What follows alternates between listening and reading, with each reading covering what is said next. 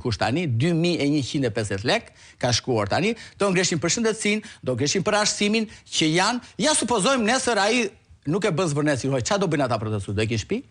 Se kjo është pyetja që bën. Supozojmë ai thot nesër hoqa dorën nga zvërnesi. Na Kaçureli është aty, da keni. Çfarë do bëjnë? Do e kish shtëpi ata?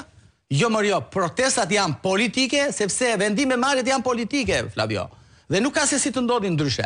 Kështu që nëse ngrihen qytetarët duhet ngrihen për këto gjëra, për familjet e tyre, për drejtësinë mor, pse nuk ngrihen për drejtësi që nuk marrin drejtësi në këtë vend më. Jo që se marrin as në kohë, as në hapësirë, po nuk e marrin më. As në cilësi. Jo cilësi, po nuk diskutohet më. Po nuk di kur ta marrin pra. Ata atje të gjithë kanë procese gjyqësore dhe di shumë që s'marrin drejtësi. Pse nuk ngrihen për drejtësinë aty? Të plotësohen, të hapen gjykata, të vetë drejtësia te qytetarët. Pse s'u ngrihen për këtë pra?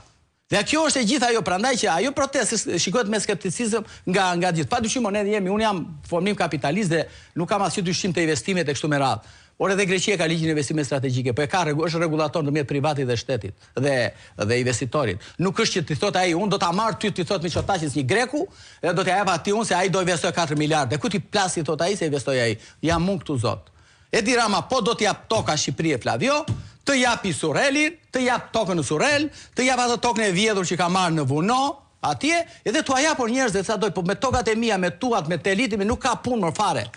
Se janë tokat të qytetarëve shqiptar. Ky është thelbi i gjithë që duhet kuptojnë qytetarët. Tokat e veta ti fali, ti bëj çfarë të dojmë. Po jo tokat e shqiptarëve. Sepse këtu në këtë vend më nuk ka, prandaj qytetarët po ikin dhe nga siguria juridike. Qëndron. Ndërkohë, të lidit lutem, sigurisht nëse do dohet të ndërbohet të pyetja e historisë së liderëve tanë dhe të jetës së luksit të tyre për të kaluar tek Air Albania e kryeministrit. Nëse flasim matematikisht dhe ekonomikisht, nëse të gjitha projektet e kryeministrit deri tani kanë dështuar dhe kanë pasur